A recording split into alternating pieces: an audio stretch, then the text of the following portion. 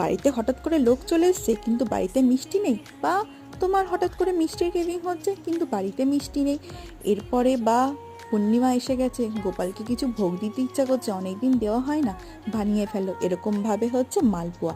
প্রথমে নারকেল কোড়া, সুজি আর চিনিটাকে ভালো করে মিক্সড করে নেবেন, যাতে চিনিটা একটু লিকুইড হয়ে যায়, একটু নরম হয়ে যায়।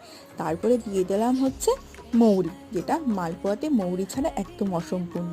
তারপরে দিয়ে দিলাম হচ্ছে জাল দিয়ে ঠান্ডা করে রাখা হচ্ছে দুধটাকে ভালো করে মিশিয়ে এরপরে দিলাম হচ্ছে ময়দা। ময়দাটাকে কিন্তু ভালো করে মিক্স করতে হবে একটু বেশিক্ষণ ধরে, যাতে একটুও ডেলা না থাকে, না হলে কিন্তু মালপোয়াটা একটুও ফুলবে না। তারপরে দিয়ে দিলাম গরম তেলে একদম ফুলকো ফুলকো লুচির মতো মিষ্টি মিষ্টি মালপোয়া। নিজেরাও খেয়ে নাও বা গোপালকে ভোগ দিয়ে দাও। এরপরে আত্মীয় স্বজন আসলে তাদেরকেও খাইয়ে দাও।